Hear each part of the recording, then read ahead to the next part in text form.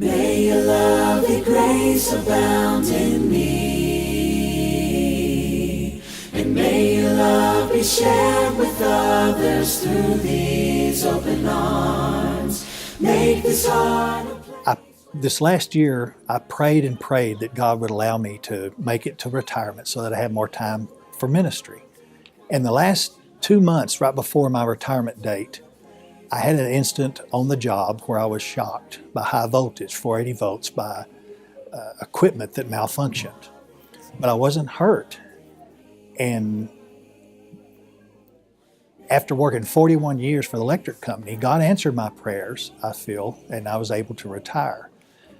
And so I was able to volunteer and work in the food pantry, as well as working with John Scott in his ministry of transformation. And then I think God opened a new door of opportunity for us here at Southside. Bill Reed is a member of the Western Hills Church.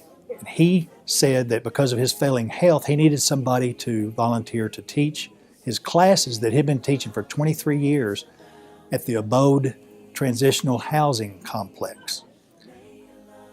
Dan Leaf and I teach classes 4 times a week there at the Abode Ministry to men, about 20 men in each session. And it's been real rewarding this year to be able to teach in that ministry these men and share God's love and mercy and grace with them as they are deciding to make changes in their life, change the direction of their life. Grace has really overflowed in my life this year as I've been able to retire and get into these different ministries. But I personally feel that God's grace has been responsible for all the good things in my life, the good blessings in my life. The really great thing about grace, the really wonderful thing about grace, is that it doesn't just stop with me, but that I am able to share that, to offer God's great, wonderful grace to other people. God is. Lindsay and I were your typical young family. We had our first daughter, Ella, and we were going to expand our family. We struggled for 5 years with infertility, and it just wasn't happening. And we just kind of thought maybe we're not supposed to have any more kids. And I started praying, just thanking God ahead of time for what He was going to do, because I really felt like He was going to do something, that something good was going to come from this. I just didn't know what. And so I changed my prayers from, begging God for another child to, thanking Him for what He was going to do in the future. We had decided, Lindsay looked at me and she's like, I'm ready to adopt. And I looked at her and I was like, really? We're there. She's like, I'm there. I'm done. And so we just started making those calls. Well, and I had to take a pregnancy test because I had to get off my progesterone if I was pregnant, and the nurse had said, you have to take a test. And I was like, I don't want to do this, but I will. And so I found an old pregnancy test that was expired, and I thought, this thing isn't going to work. From when we had Ella. So this thing was 5 years old. It was old. Okay. I don't even, and I thought, this thing isn't going to work. So when it showed up positive, I thought, something's wrong with this test.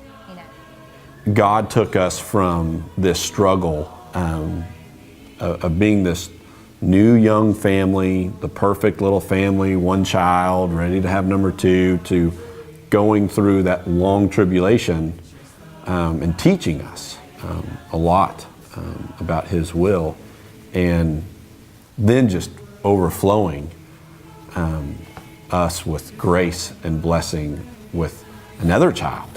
And here we are with 3, and now we look like a deer in headlights, like, oh no, now what are we doing now?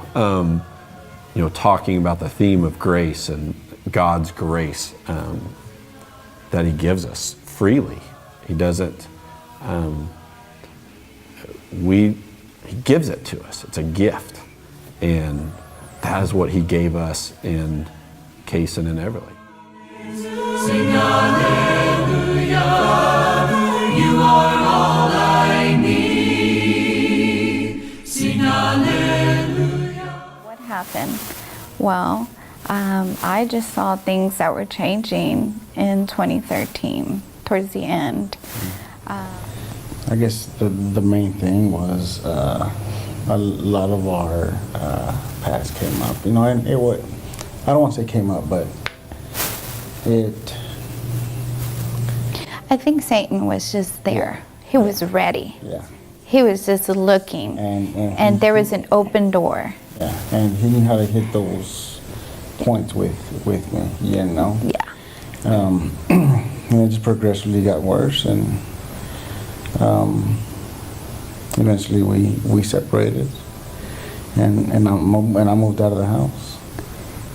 I said I got a wake-up call, and I just fall asleep at the wheel, and I wrecked my car, and you know, I was by myself, and of course I had my family, you know, helping me, but I didn't have her. I had to gain the trust and know that it wasn't the person that had left was coming back.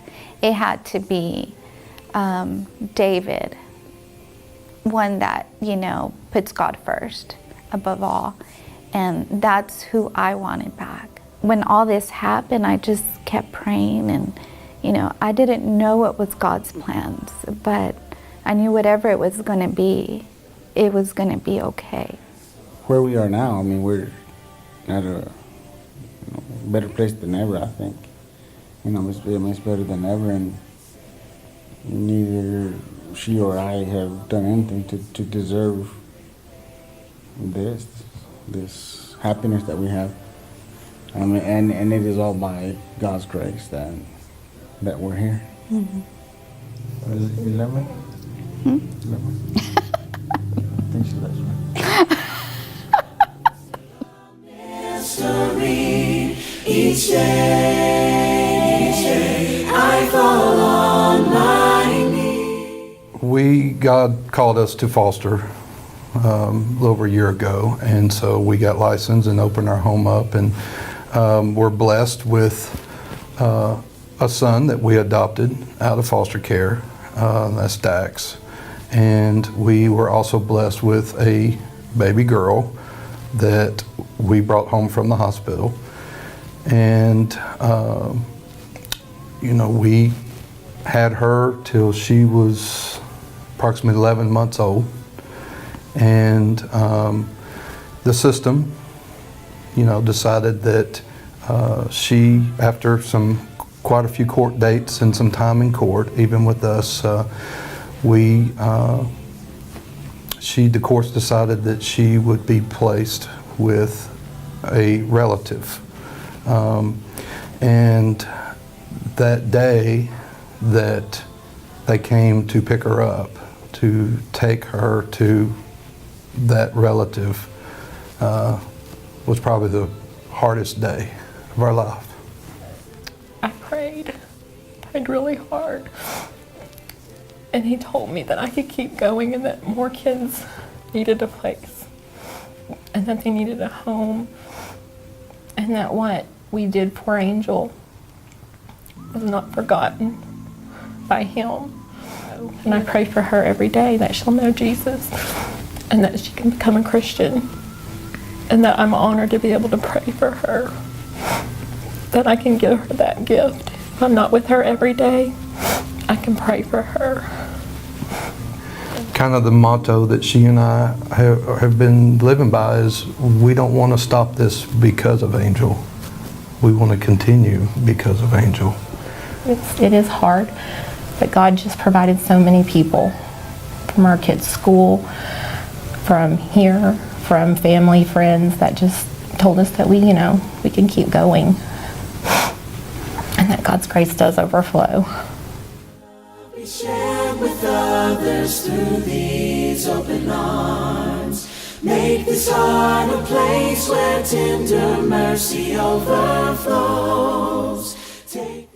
life in Liberia was full of the grace of God every day.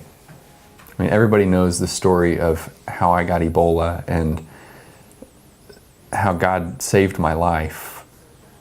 And that is a dramatic expression or experience of God's grace.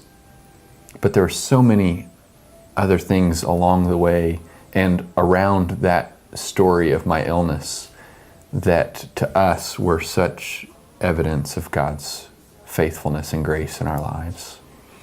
One of the stories that I like to tell as an illustration of the overflowing of God's grace was how he protected the children while Kent was sick. He was in Liberia for 9 days sick in bed, and we were given a secluded home to live in, and we were surrounded by family and friends. And Kent's sister-in-law flew down from Michigan to take care of the kids once I went to Atlanta, and took them home with her to Michigan. And they lived with her for 3 weeks, 3 weeks while he was in the hospital. And during that time, they did remarkably well. Like, you wouldn't know that they were scared or frightened, or I'm not even sure how curious they were what was going on. They knew we were sad, and they knew Daddy was sick and that he was coming to the hospital in America. But they were so good and flexible and obedient and respectful. Cooperative. Very cooperative. Like, nice. And they were so well taken care of that it was just God's telling. I felt it was for me. It was a gift for me to know that the kids were so well watched over by Him and His Holy Spirit that were just, it's like they were living in a little bubble. It was so great. And we're all back to normal now. Whatever that is. Yeah. And may your lovely grace abound in me.